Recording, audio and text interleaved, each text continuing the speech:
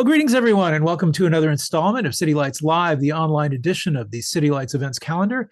I'm your host, Peter Maravellis, and as always, we are beaming to you from the unceded ancestral homelands of the Ramaytush Ohlone peoples. It is always a privilege and an honor to do so. Tonight, City Lights is honored to have with us Brian Massumi in conversation with Erin Manning. Two people we greatly appreciate here at City Lights. It means so much to us. They've decided to kind of join the program and grace our halls. We are celebrating the publication of two new books, The Personality of Power, A Theory of Fascism for Anti-Fascist Life by Brian Massumi. It's published by Duke University Press.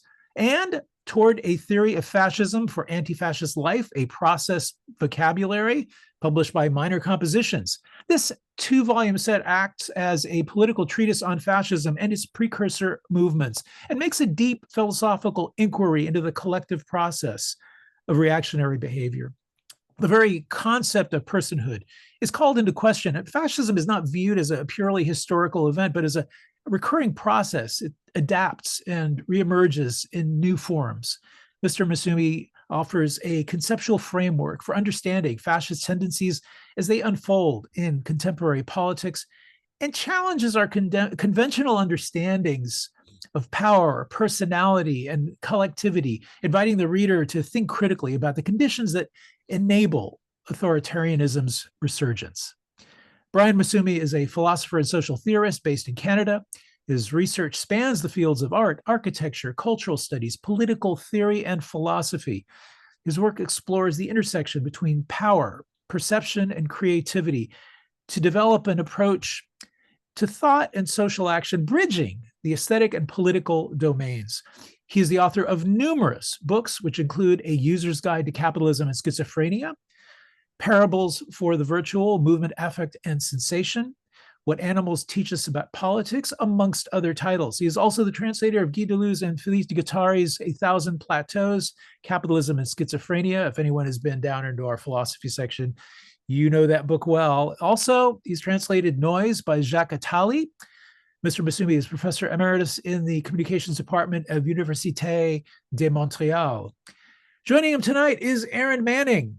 Erin Manning is a cultural theorist and political philosopher, as well as a practicing artist in the areas of dance, fabric design, and interactive installation. Ms. Manning's research spans the fields of art, political history, and philosophy. She currently teaches at Concordia University as founder and director of the Sense Lab, a research creation laboratory that's affiliated with Hexagram Institute for Research, Creation, and Media Arts, and also currently working on a project called the Three Ecologies Project, which I'm hoping that they will talk a little bit about. So join us now in offering a warm welcome to Brian Massumi and Erin Manning. Again, such a great honor to have you with us. Welcome to City Lights.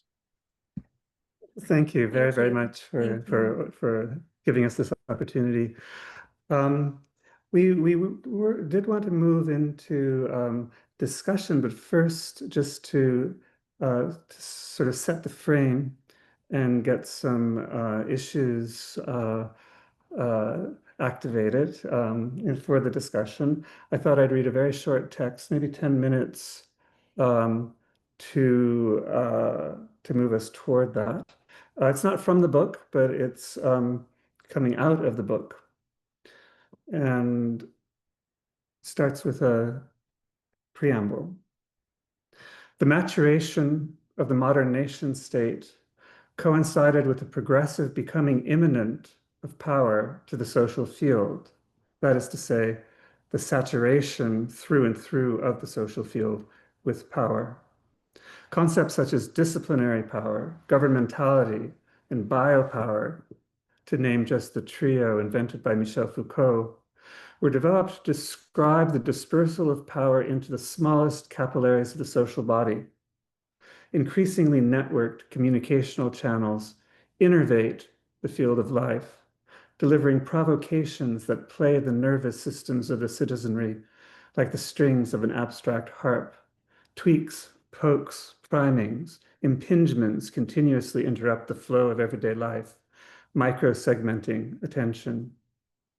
In the cracks between pokes to attention, the body is braced by incursions of the outside and other. The nascent thought that begins to stir with every movement of feeling is stoked by each successive hit, only to be short-circuited by the cut to the next. Commotion of feeling suffused with incipient thinking. In the fits and starts, the feeling, thinking body is tensed and tenderized. Fraught in the middle, the body is in jeopardy of capture, of being inducted and adjoined. The modalities of power that trawl the social field have an in, and they plug in to the life of the body at the infra level, underside its capacities to execute action and direct thought with the self-sovereignty and self-sufficiency that we have been led to believe define us as autonomous subjects of decision. The becoming immanent of power has thrown sovereignty and decision to the winds, dispersing it to the far corners of the social field. Power becomes distributive. Many a voice announces the obsolescence of the state and the death of the sovereign long since beheaded. They speak too soon. Just as the movement of power is becoming immanent, passes the threshold where it forcefully registers, a strange phenomenon occurs. The head of state, it is just as forcefully evident, is firmly back on the shoulders of a preeminent person, a preeminence who fascinates by the nostalgic lilt of his Hollywood voice in counterpoint with the debonairly faltering body, or rivets attention through the rhythms of his alternatively athletic and clod-hopping body image intercut by falterings of language, or beams pulses of grievance from vengeful eyes peering from a practiced, clenched-jawed, brow-knit expression of a complainer-in-chief exempted from the rules of cogent discourse. From Reagan to George W. to Trump, the imperial center is reoccupied with a pageantry deceptively reminiscent of the god-king monarchism that preceded and prepared the way for the modern nation state. Power is back in the preeminent person. Front and center, the personality of power returns with a vengeance, but also with a difference. The fact that when the lineage that goes from Reagan to Trump also goes from B-grade movie actor to uber kitsch reality star, invested with an exceptionalism that exonerates him from the rigors of coherent discourse and well-reasoned policy, purporting to observe a standard of truth. This is symptomatic of a startlingly new version of an old regime. The personality of power is an archaism with a contemporary function. Point 1. All contemporary state-based power formations have no choice but to navigate the tension between these two inverse dynamics, power diffusing and power recentering. Each must invent a solution to this disparity. Contemporary fascism must be understood from this angle as inventing its own unique working resolution of what, in the abstract, is a contradiction. Point 2. Contemporary fascism's solution in the person of Trump is to fashion the preeminent person at the head of state as a central node in the circulation of signs in a very particular configuration to very particular effect. Trump is a disturber in chief.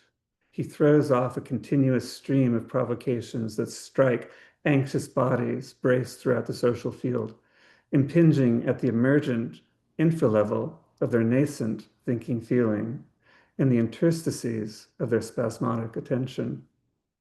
The aim is scattershot, like unguided missiles flying hit or miss.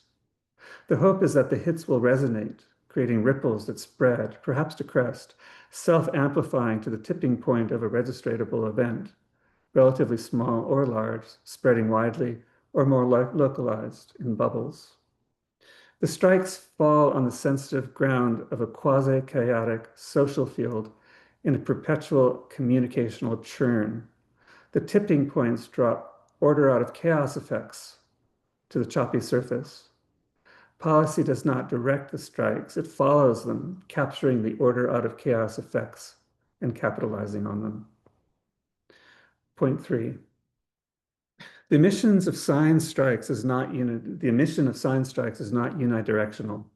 What comes out from the center of the person of the leader returns to him. An echo chamber forms between Trump's tweeting or truthing and those of his followers. Trump will pick up a provocation from Fox News or the right-wing infosphere and tweet it back. It will then return to him, round and round in spirals. In the eddy, it becomes impossible to assign a definite source. The subject of speech blurs across a multiplicity of bodies.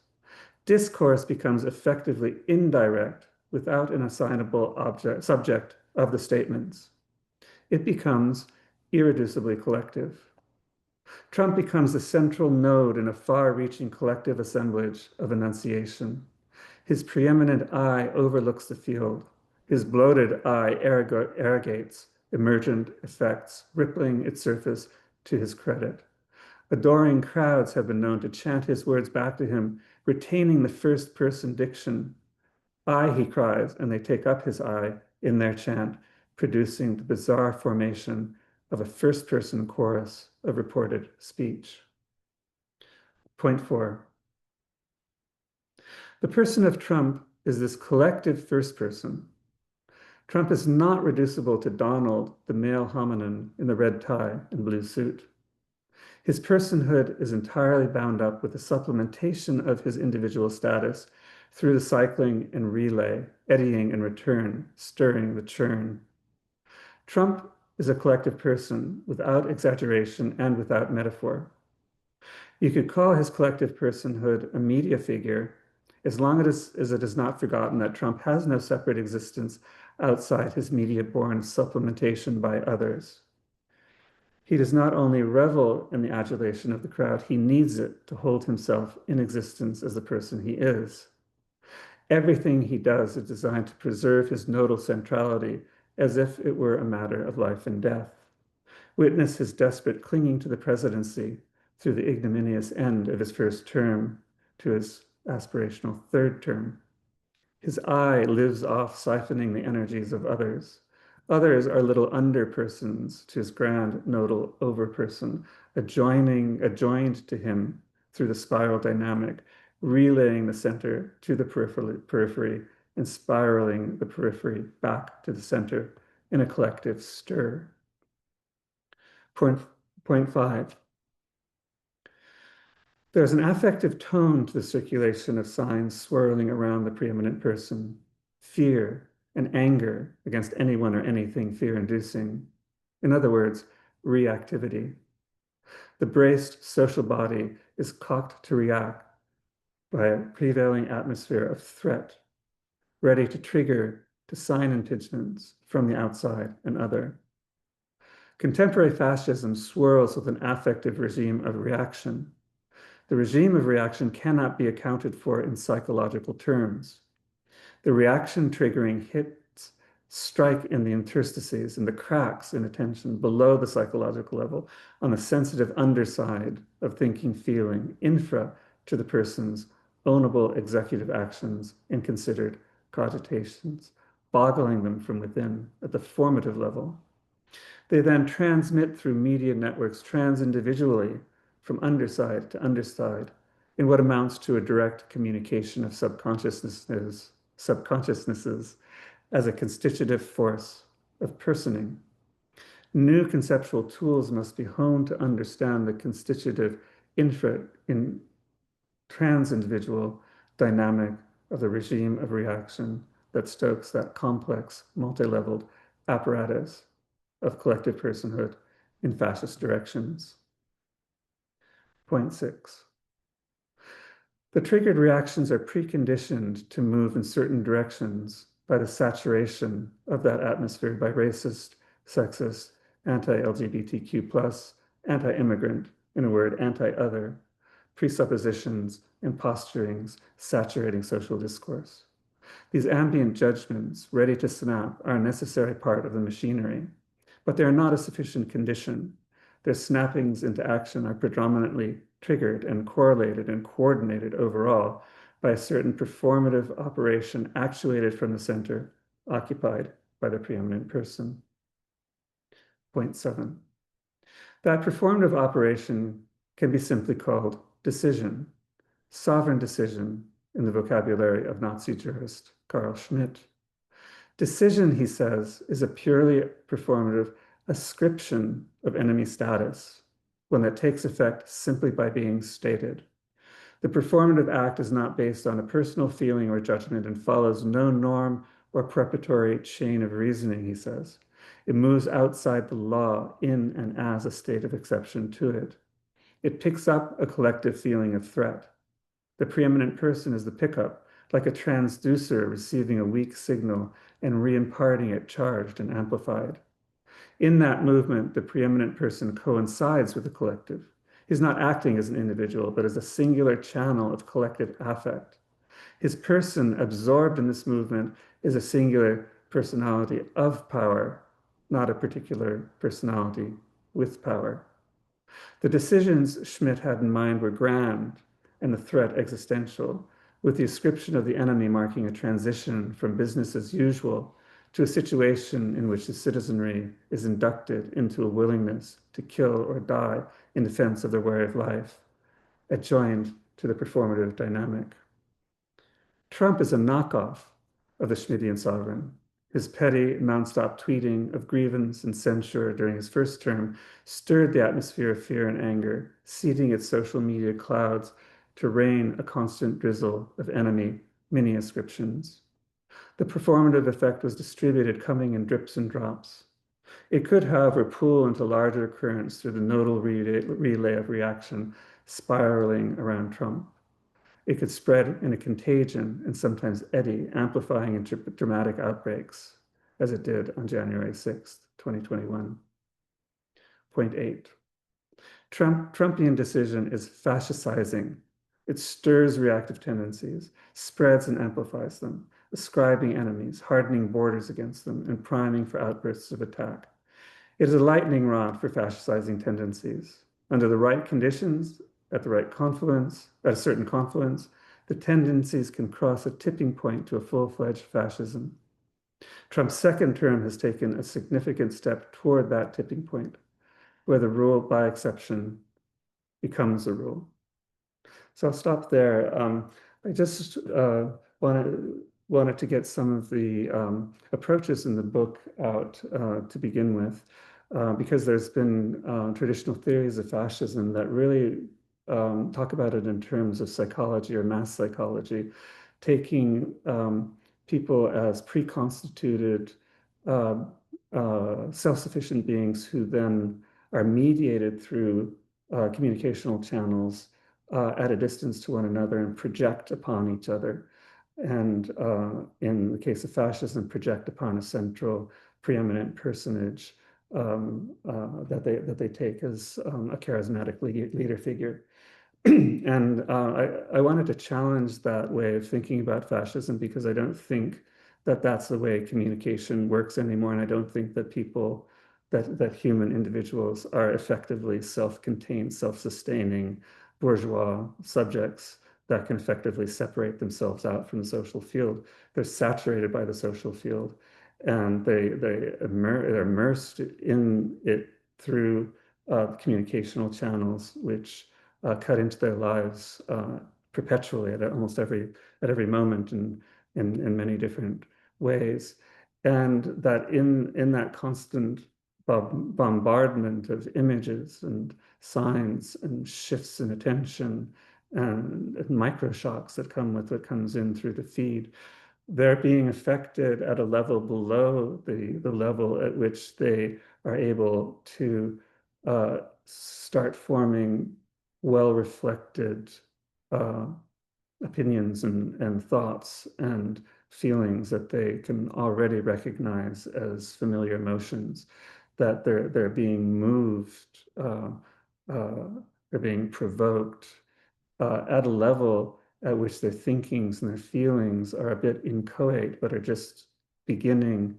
They get cut into and then start up again. And because of that cut, restart, it becomes a formative level, and people's actual personhood is being affected and formed at that level in a way that I've tried to talk about in the text I just read. Adjoins them, connects them into a larger collective individuation that has at its center a preeminent person who can only effectively create power effects by distributing them through throwing signs off, and then has to regather them. So I'm trying to look at fascism as a process, a kind of machinery that persons impersonates, and that creates, throws off effects of fear-inducing, creating social panics, creating aggression and reactivity among the population on the one hand, and also moves back to the center to shore up autocratic power mechanisms. So, Great. but, So what really stands out for me about this project, and I think is confusing perhaps to some readers, is that it is a book that, you know, long before we are in the moment of the fascism that we're living now, is already sensing these fascizing tendencies. So the book isn't about Trump. It's with Trump to think through these fascizing tendencies, right? So it's a book that grows out of the moment, as you've always done, whether it be Reagan or whether it be Bush, or but tries to think philosophically and politically that juncture. So to get to the question of reactivity, I thought I would go back over a few points from what you just read, because it's always intense for people to listen to, and then ask a question coming out of that. So just to jog people's memory, there are a couple of tendencies that stood out in what you read, and those tendencies were really about tendencies. So you talk about the increasingly networked communicational channels that innervate the field of life. I think here about a piece you wrote years ago about the spectrum after 9/11, when there were color spectrums in New York that were designed to keep the population on its toes. threat levels. Threat levels, exactly. So you've thought for years about these affective tonalities, these tendencies that activate and in many ways tighten and close down a body in fear. You talk about the infra level of a body. You say fraught in the middle, the body is in jeopardy of capture. And then you talk about how power becomes distributive. And then you make this shift, which could be really confusing. You say, well, power now is back in the preeminent person. So you have the distributive power and the infra level, but you have the person. And then you say that the personality of power is an archaism with a contemporary function. And then a bit later, you say that Trump is, without exaggeration or without metaphor, this personality of power. Okay. Right? So maybe you want to talk about this tension between the distributed, the infra, and the figure, and how these two come together in your work. Well, going back to what you started by saying, I think it is really important, if approaching the books, to realize that it's not about Trump. They're not historical studies. They're not empirical studies. They're taking Trump as symptomatic of certain processes underway, certain tendencies that seem to be stirring in the social field. So it's taking Trump as exemplary of how certain of these tendencies can start to coalesce. And I started writing The Personality of Power, the big book.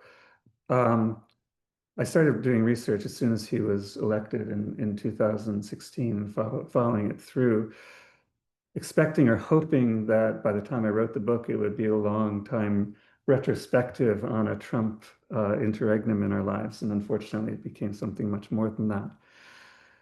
And the question was always how to recognize fascism, because if you try to create a type of fascist governance, every example of it is going to have characteristics that are unique to it that the others don't.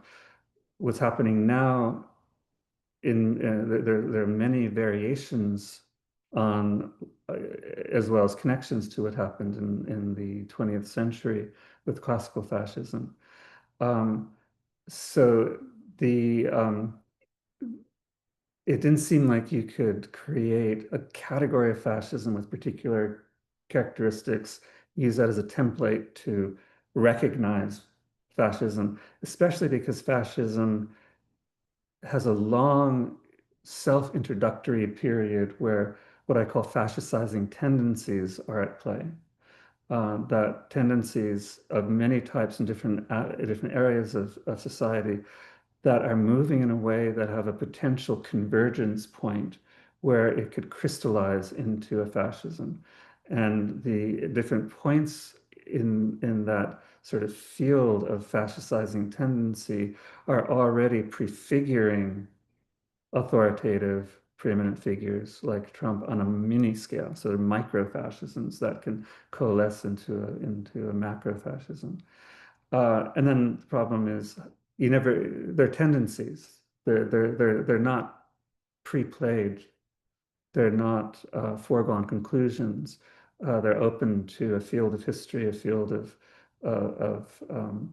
people's decisions, a field of accidents, a field of complexities and resonations between things that create emergent effects.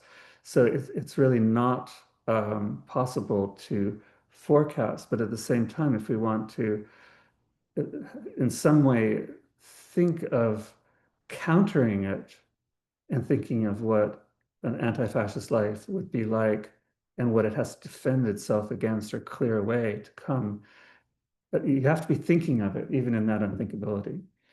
And the parts of, those little pieces that you took out of what I just read are saying that to do that, going to tendency is going to an incipient level, beginning level, where things are already oriented in some way, but haven't taken final form, haven't expressed themselves exactly as what they will be, but they're already on the way to being that. And the thesis coming out of process philosophy is that level of tendency is what I call an infra level. It's a level, a formative level, the level of things in the making rather than things already made. And we have to learn how to burrow into that level and start thinking with it. And it seemed to me that obviously social media is a key. Social media is highly distributed, highly decentralizing, but somehow it manages to create these effects of that seem to create patterns or conformities, even though its base state is extremely spread out and even chaotic. And it seemed to me that the function of a central person whose personhood depends on being a node in the central node in the communicational web was necessary to start to explain why those conformities arise from a situation that overall is post-normative, that all norms of governance, norms of behavior have broken down, where it's completely acceptable now to be toxic in ways that was very, very difficult to imagine earlier. So I tried to think of how that infra level connects up to this sort of high level figure, and by what means power effects are distributed and cycle back in ways that they become sort of terraformed in a certain way. Great. Yeah. Well, since it's such a short time for this conversation, we'll have questions. I wanted to make sure that we had an opportunity to really get to this question of the logic that you're building. On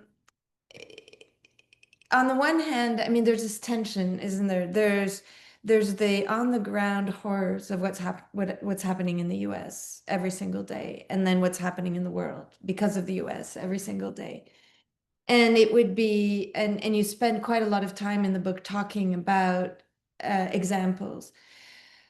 At the same time, what you're trying to do, I think, is developing a logic that can account for both what allows the fascism of 2025 to exist and persist, and what techniques might exist to counter it. So I just wanted to have you maybe say something about what you think a logic is and why the logic of the person became the project of this particular book. Yeah. Well, the books are sort of strange creatures because there's very detailed accounts of Trump's media presence, but then it segues into quite arcane philosophical investigation. It comes back to Trump in a larger on a larger scale, and the philosophical parts are trying to think of not only a new portrait of fascism as a kind of content of our thought, but a new logic that can account for it as a process at that tendency infra level, and at the same time suggests a counter logic that has the same kind of fostering effect toward anti-fascist life as the traditional conventional logic has toward fascist life. Because I'm convinced that that the traditional logic that we think in terms of and assume is the only logic is actually among those fascistizing tendencies. And a logic is simply a way of making distinctions, a set of distinctions that allow us to generate more or less precise thinking from their basis. And in the conventional logic that we all normally think in terms of, it's very basically a categorical logic, where there's a general concept like a gender or a race or a nation, and then there are particulars that fall under it. And the general is defines the nature of those particulars, even though it doesn't have that same nature because it's simply an empty logical frame. So we think of what a human is in traditional logic, and we come up with very boring things like having 2 feet. And it attributes certain characteristics. And then it covers itself over the particulars and takes them in under its own umbrella. And then it opposes them among themselves. So one particulars in one category will oppose it to another category, white or black, human or animal, male or female. And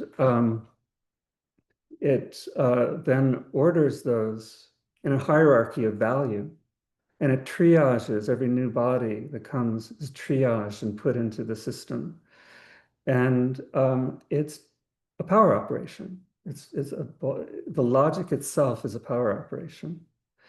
And it's a kind of misdirection, because no particular will completely fall under the umbrella. There will always be things, little details, just strange little aspects of a life or of a desiring that don't fit. And those are simply discounted as if they didn't exist. But what that life is, what that individual is probably especially defined by those singularities. So each person, each life is a kind of its own. It's a singular. And the traditional logic can't deal with that. The traditional logic in Erin's work over the last decade or so has been expressed in terms of whiteness. White man is the category of the human since European modernity. And we all know what kinds of power effects that creates on bodies that are non-conforming. So what I wanted to say is that logic itself is political. There's no such thing as a logic that doesn't have power effects, and that we have to think our way out of this categorical logic between the general and the particular, because it doesn't serve us if we're really trying to affirm and live with and resonate with the differences that are proliferating in the social field in terms of race, gender, and other modes of life, modes of existence. The traditional logic is the motto for it could be the same difference, because it defines a sameness and tries to put things into the same by resemblance to it. And then it says this same is different from that same. So difference becomes a derivative of sameness. Sameness is really the whole point and the whole operation. The opposing logic is the logic of differing difference. That's a term that comes from the sociologist, largely forgotten sociologist of a micro-sociologist, Gabriel Tard. And a differing difference is a thing or a life in process that's undergoing change and is in becoming. And that includes bundles of tendencies, not all of which cohere into the identity category that it would be ascribed by the traditional categories. That could be moving in more directions than one, that could be moving in directions out to escape from those categories, to invent new modes of life. So differing difference, you start with difference.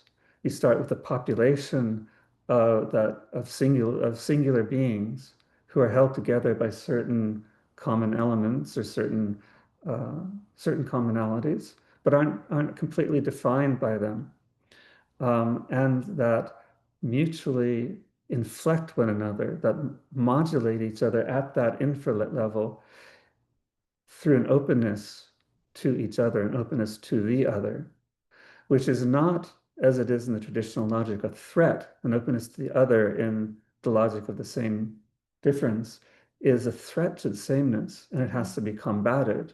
And there's a reactivity, an affective complexion of reactivity that's built into the logic to defend it from that. But in the differingly different, the other is an opportunity to feel an influence that might inflect and bring out potentials that you didn't know you had, that might move you in a direction toward a new horizon of the ways in which you can live, that you need to welcome that. And that's a difficult task, because when I was talking about the sort of strikes of signs and the shocks that happen every moment of every day, where the other impinges upon us and upon the body at that infralevel, it's at a level, it's a receptivity, but it's not a passivity, because you're already starting to react. It's already starting to suggest, sometimes positively, different tendencies that might take over from the one that was just dominant in the way you were being. Oh,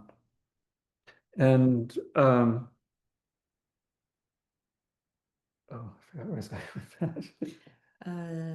Dominant in the way you were being. Yeah. So anyway, so it's a receptivity that's already an incipience of action, thinkings and feelings churning among each other. It's not easy because. And it's not easy because of that, because it's a vulnerability and an openness.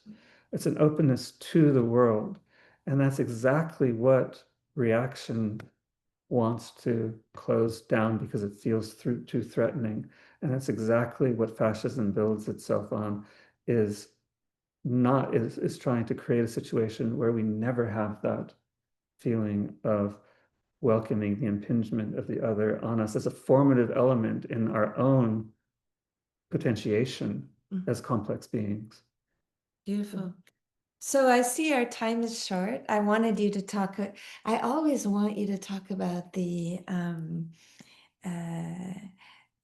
ways in which we can fight fascism, but we never have time.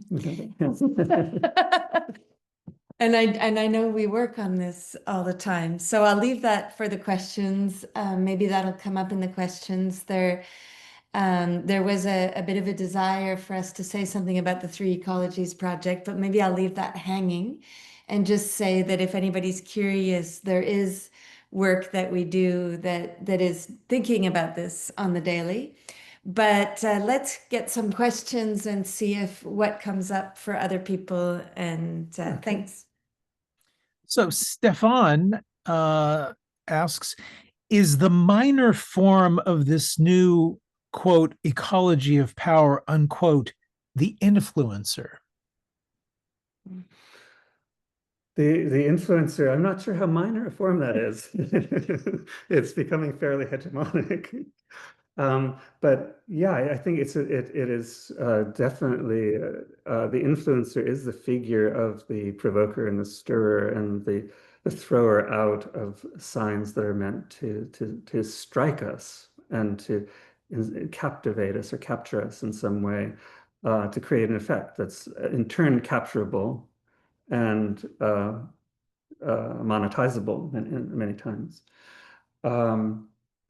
At the end of Personality and Power, I quote the philosopher and poet Edouard Glissant, where he has this very strange concept that is a bit puzzling, but very, very suggestive and interesting in his book, Poetics of Relation, which he calls the flash agents. And this is in the pre-social media age, but he talks about flash agents in those terms as people who are constantly sending out provocative transmissions that stir things up in a way that are fairly guaranteed to create a certain kind of reactivity.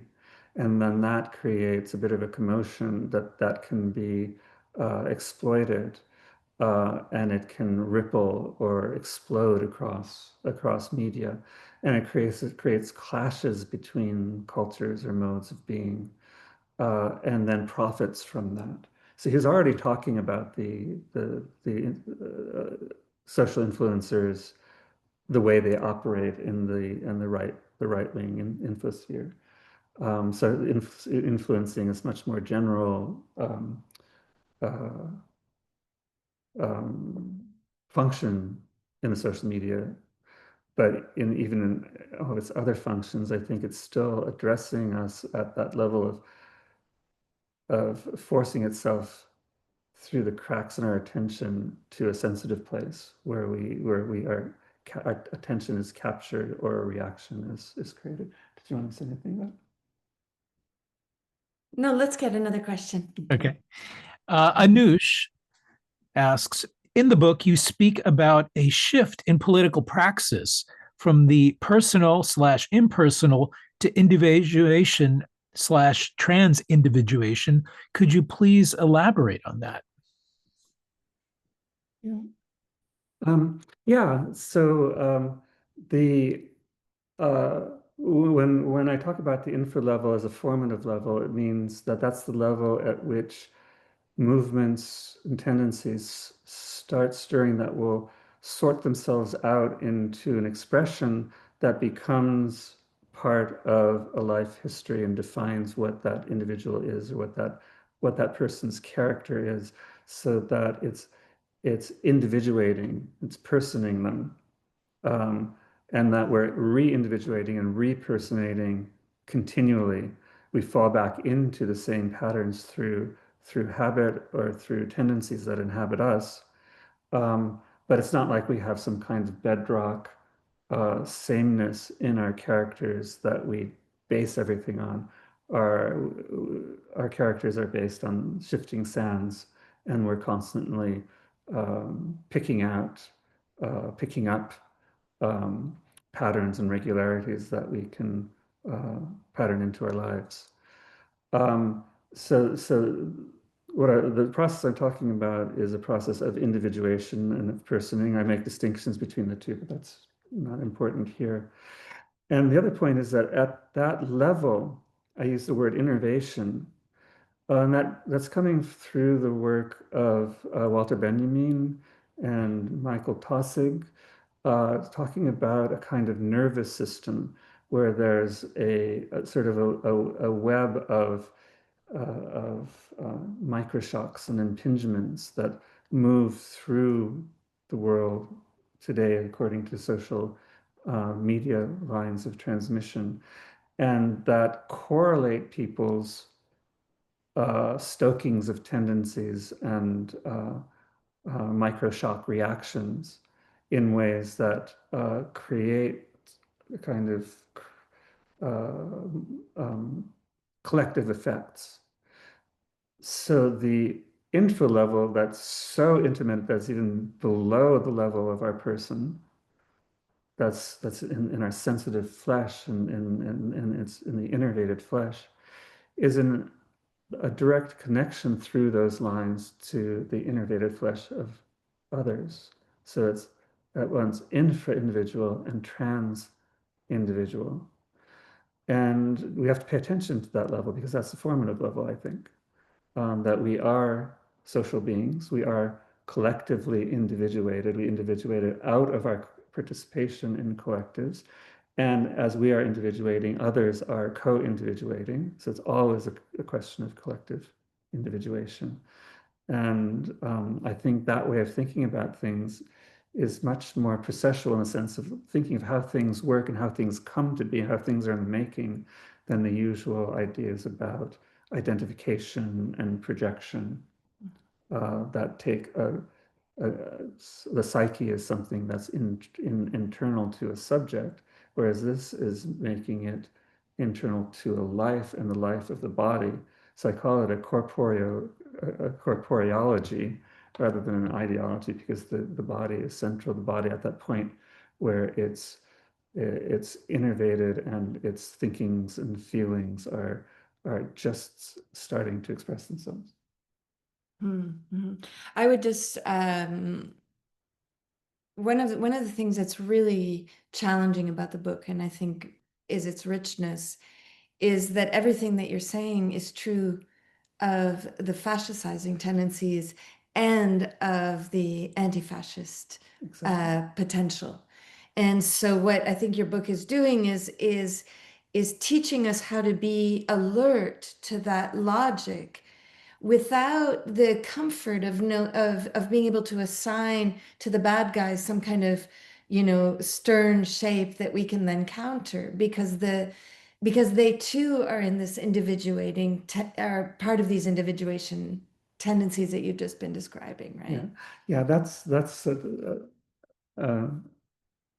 can be a very disquieting aspect of it, because that collective field of individuation is inhabited by tendencies that can go in very different directions, and returning to that level and that logic and to its affective functioning is necessary for the left and for anti-fascist thought and living. But it's moving to this very same territory that fascism implies. So you need to have sort of differentiating tools or diagnostic tools to tell the difference. And the only way of doing that, I think, is to think in terms of tendencies and think in terms of toward what a tendency is moving under what affective tonality. And in the fascist fascist tendencies are reactive, and a lot of both books. The second book is a kind of philosophical vocabulary that can be read by itself, but is also a reading assist for the other book. I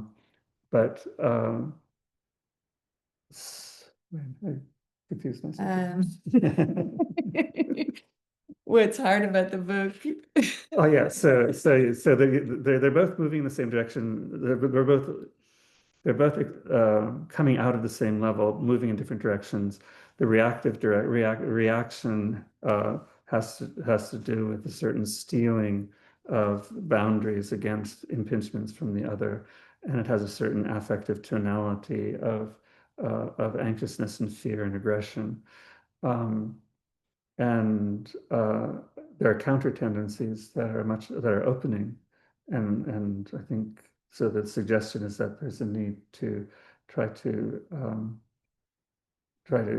have diagnostic tools to at least begin to sort that out. And I think the reason that both fascistic and anti-fascist tendencies are bubbling out of the same field of emergence is that is also the field of emergence that is exploited by contemporary capitalism, which has learned to descend to the formative level of our lives and of our beings to extract surplus value effects.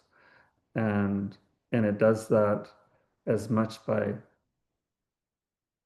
deterritorializing, by disaggregating so that things can come together again in that creative destruction mode, as it does by forcing certain kinds of models and conformities that function mainly to keep the other tendency from going too far and tearing apart the capitalist field. So the theories of neoliberalism and human capital are very important, because that is the atmosphere of our lives. Let's see. Kayam wants to ask how the concept of the body without organs resonates with the ascription of friend/enemy. That's a hard one. That's a very technical one, because in Deleuze and Guattari's works, the body without organs, as opposed to the plane of immanence or the full body, are all terms I take up again in this book. The distinctions aren't set in stone, and they shift from one book to another. So there's a fair amount of freedom, I think, in the way you can take up the concepts. So the body without organs, I interpret as the set of mutually included potentials available to a body toward the next step in its life path. So it's structured, but structured in a way that brings things into proximity with one another, so that different kinds of effects can be brought out that might create emergent potentials, and that there are a number of trajectories that can be moved between. But it's basically the pool of potential for the activity of the thinking body, thinking, feeling body. The way I was thinking about the body without organs in relation to fascism is that at a deeper level of potential, all bodies without organs are connected with each other, because there's always gear shifts or tunnelings that can happen from one to the other, and that larger field of potential is what Deleuze and Guattari call the full body, or there's different names, but say the full body, plane of moving toward the plane of immanence. So in an anti-fascist life, or what they could think of as a revolutionary movement, that connectivity between regions of potential that can define modes of existence and modes of activity is open to exploration, and new connections can be made, new combinations, and there's more freedom for emergent effects to occur. And that has to happen in a tonality of what Spinoza would call joy, which is the experience of an expansion of the powers to think, act, perceive, expansion of powers to be. But in the fascist way of doing things. They try the body without organs for one mode of life, say the American way of life, is cut off from others as much as possible in order to oppose them to each other and create a boundary with the enemy on the outside, so that this kind of interconnectivity of potential is cut into in order to limit and discipline, and then to create all kinds of other sort of positive or constructive effects in the sense of building things like state structures or personality structures of a certain type on top of that. Nancy says, I'm interested in your challenging the logic of sameness with a difference thinking that could give rise to a criticism of contemporary fascism. Could you expand on this?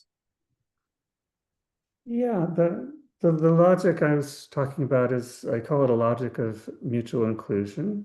And what the concern is what Guattari called microfascism.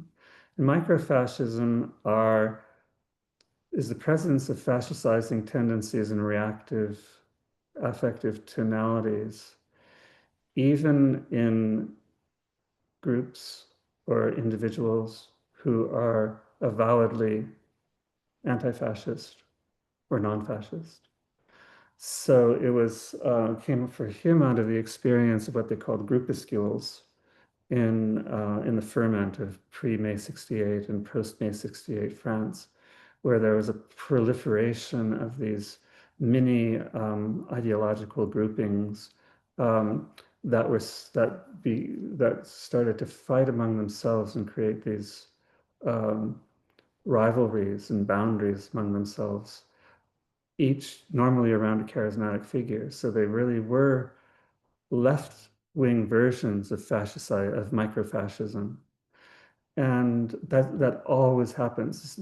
Fascism, anti-fascism does not necessarily fall on right-left lines, in the sense that the left can fall into certain fascistic tendencies. It's not symmetrical. I don't think the right falls into anti-fascist tendencies. But the concern from where I stand is the left falling into re-embodying certain fascizing tendencies. And I think that happens often when it's a very sort of often commented upon phenomenon that we often fight most viciously against each other when we're the closest politically. And that we're drawing those boundaries, trying to draw those distinctions, and that we can take on extremely punitive ways of acting toward one another, even within, for example, movements for abolition. So there's a certain kind of micro-fascism that can arise, what we called cancel culture at its extreme was definitely an expression of that. The transphobic feminism is another expression of that, where a formerly devalued category fights against an even more devalued category, instead of trying to find a level at which there can be a mutual inclusion in a field of difference, in a field of differentiation, where those differences are mutually sustaining and perhaps mutually modulating. But that can only be done at the risk of no longer being the self you thought you were, and no longer being able to identify and define yourself the way you had up to then. So it is a risk. It can be painful. But that, I think, is the risk that defines an anti-fascist way of being in the world.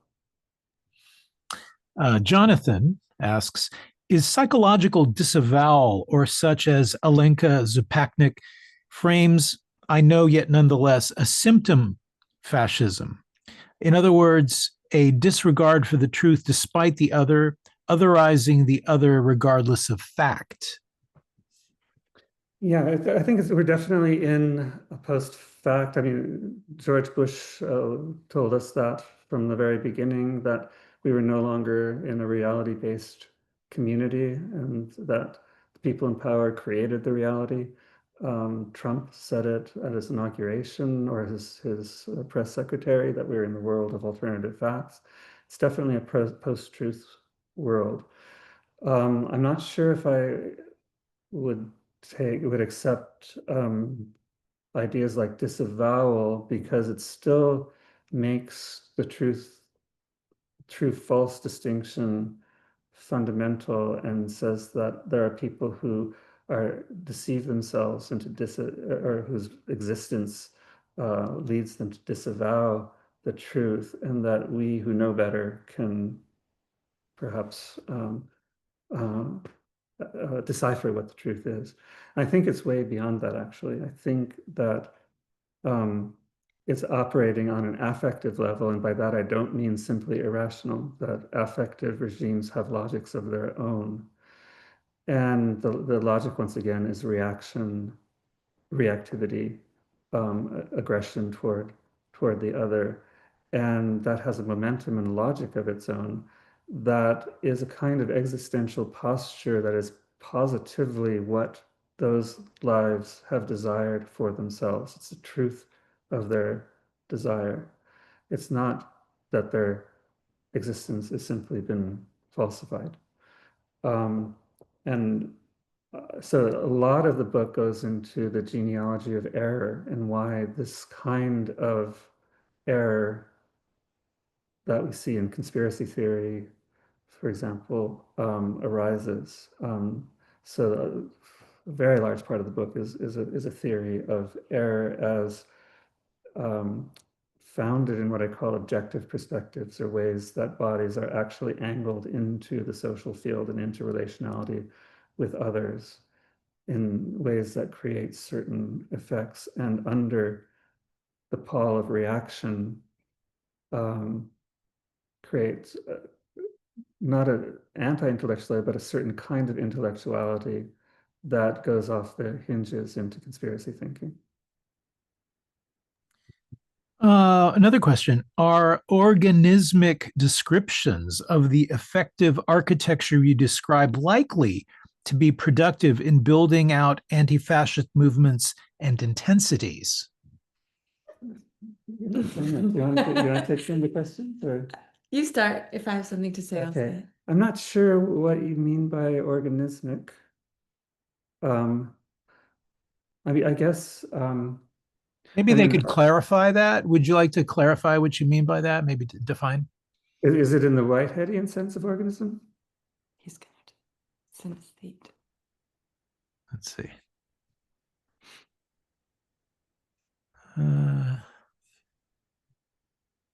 Having features of biological systems.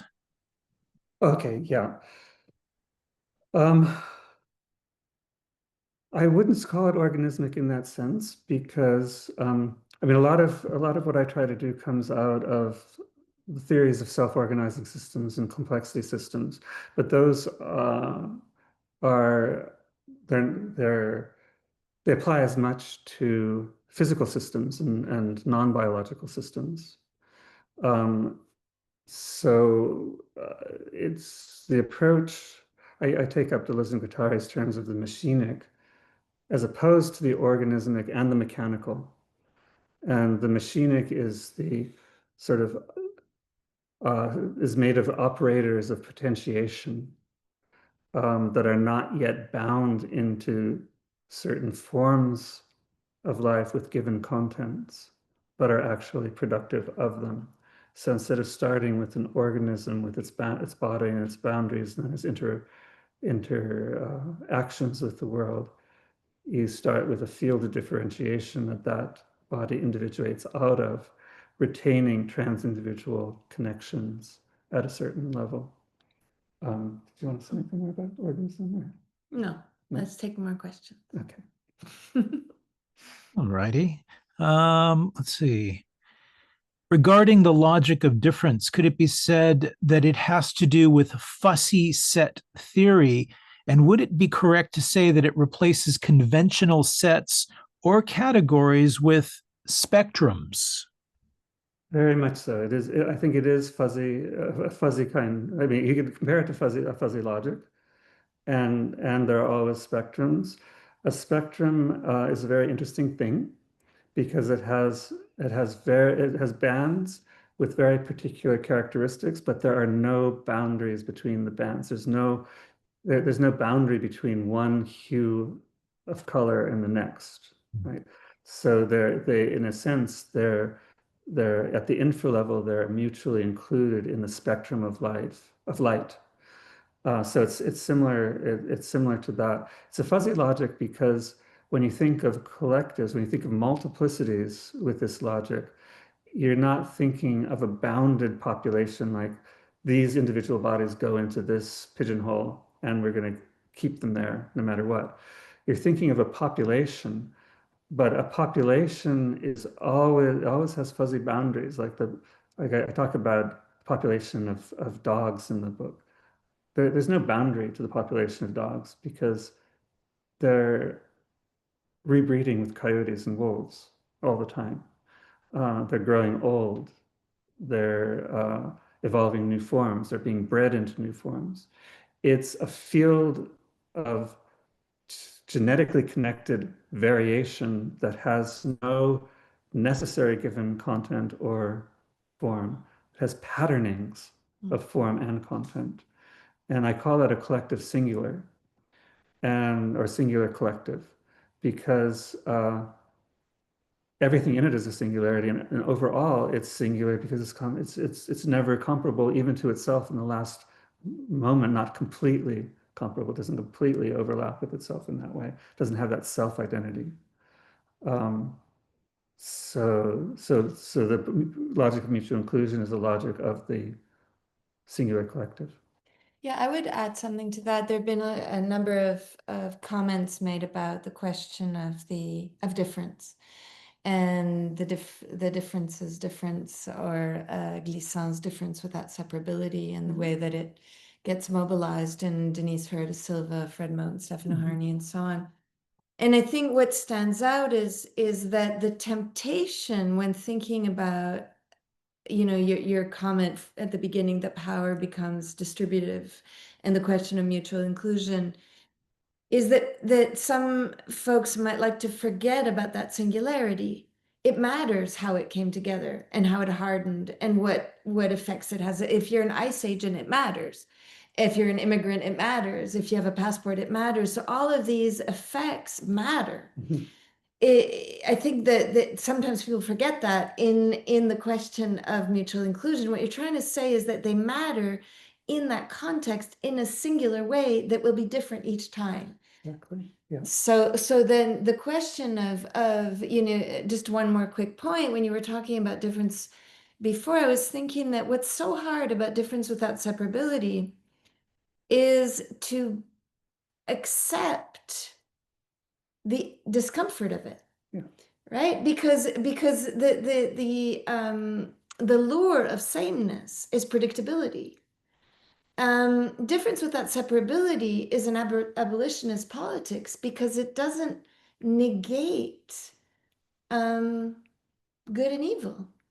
Right? It doesn't mean that everybody is doing the same thing in some kind of happy commonality.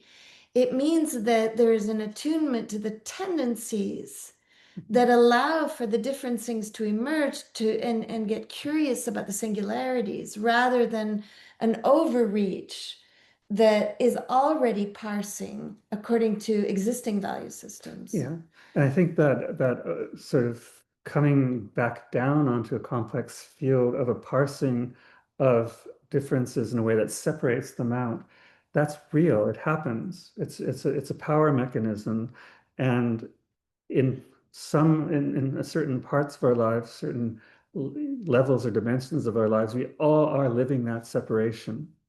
But the point is that that's an operation upon a difference without separability that forces it to express itself in a segregative manner. And that, so that, Cattail. What was it? Yeah, I lost my train of thought. It's the cat's fault. Yeah, when the separation that forces people to. Yeah, and so the point is that there's always something more than those separate categories because they were separatively made from something that didn't have that form of segregation. So there's always something in excess of, there's always something overspilling. There's always a level at which you get back to the complexity, and that complexity haunts the separations. And it haunts it in terms of anxiety, it could haunt it in terms of trauma. It's But it inflects in that haunting. And you know, when Nancy had the question earlier about microfascism, I was thinking about how whiteness operates. yeah. And the difference between the full-on white supremacy of fascism and the sort of low level, let's hope, low level classroom setting in majority white populations. And so you have the microfascism of that Sorry, the sorry, cat is cat. trying to break The the microfascism of the classroom that feels that people want to say is in a discontinuity with those more major fascistic tendencies, but they're on a logical continuum, which is I think what your book is constantly trying to explore. Yeah, and there's also strangely ways of reappropriating the difference for the set of norms and standards that are imposed upon bodies by a general category. And I talk a lot about the state of gender distinction, gender categories now in the book, because there's been throughout Trump's from his first announcement of his run for the presidency, starting 2015, there's been sort of a certain minor current of commentary in popular culture and in the press about how he embodies a lot of characteristics that are stereotypically connected to femininity, that he's often called a Karen, or he's talked about as a catty girl.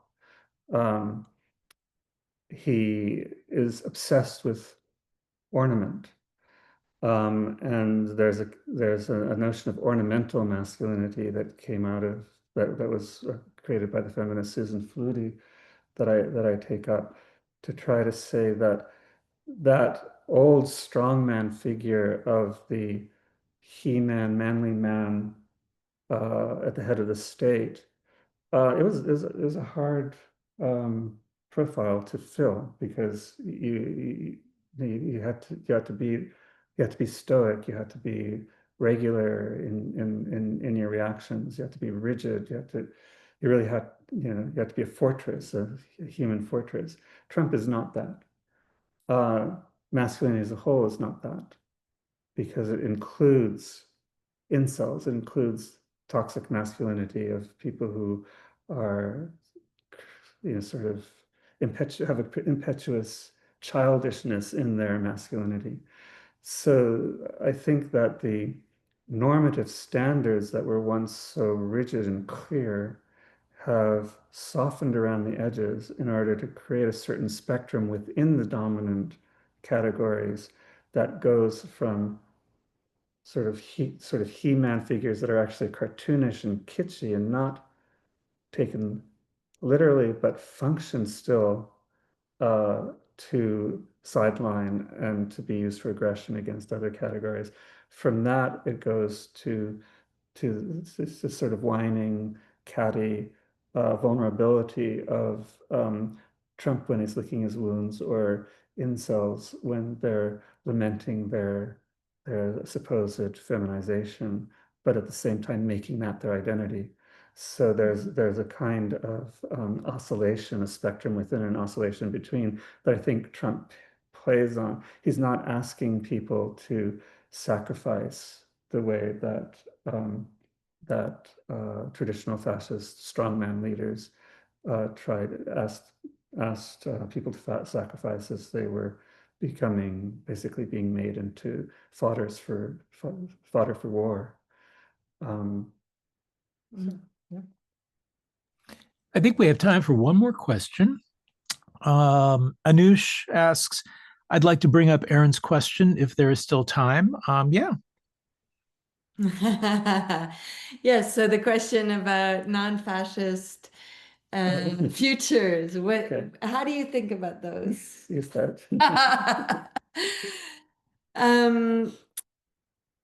That's not fair. It's your It's book. not fair. Okay. I think it's something, first of all, it's not something that can be charted out. I think ways in toward it can be charted out, but they have to be collective. It has to be based in very pragmatic collective action. It has to start where we live, where we love, where we teach, where we work. And we have to start really thinking in what ways we serve the normative frames of those regions of our lives. If we're like we are or we're professors, how do we treat our students? Why do we grade? How do we grade? How do we deal with the normative impositions of the institution? Can we create outs from the institution that don't necessarily require someone to leave the institution, but create an annex zone where other forms of interaction can be experimented with? I think it's not something that can be left for sort of some kind of future major event that would suddenly allow for an anti-fascist life to erupt, because that is not on the horizon now, and it might not ever happen. So it's a day-to-day project that starts with thinking otherwise, having different logics, and making sure that every otherwise thought is acted upon in a change or a creation, invention of a way of doing things. So you know. I mean, Anush also has really interesting things to say about this, I know.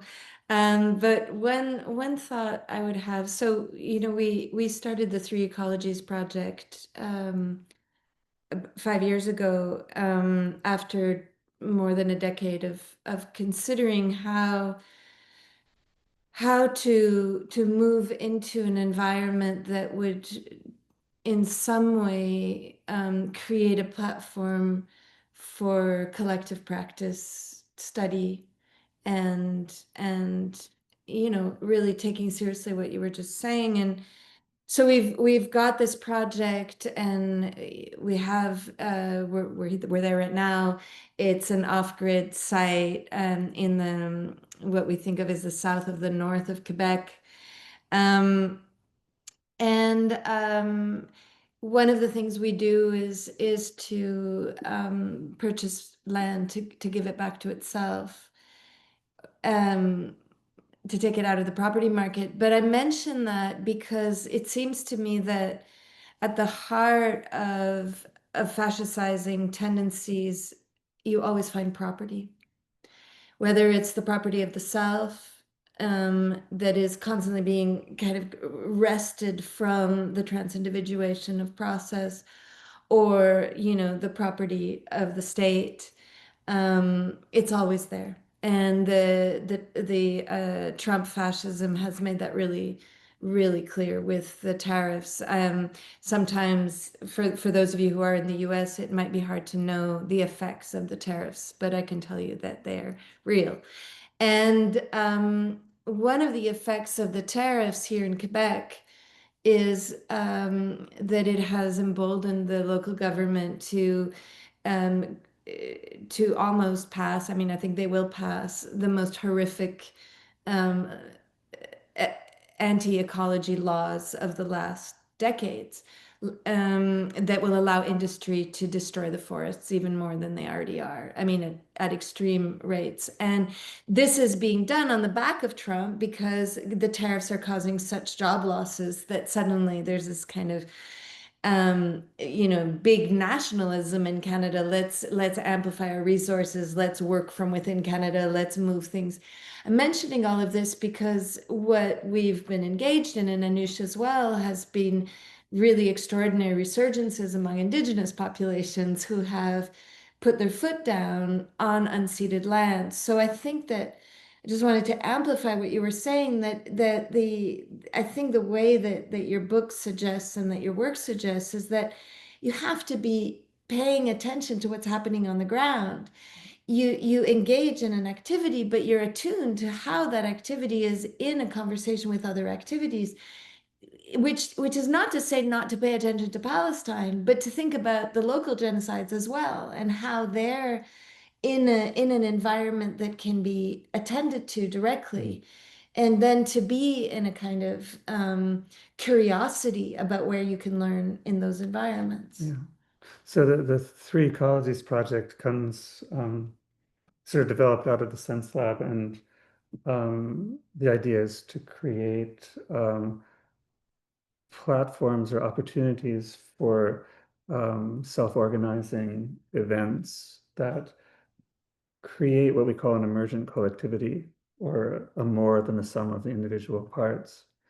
And the conditions for that with the Sense Lab were more in the artistic realm within the city. Here we're in a quite wild forest.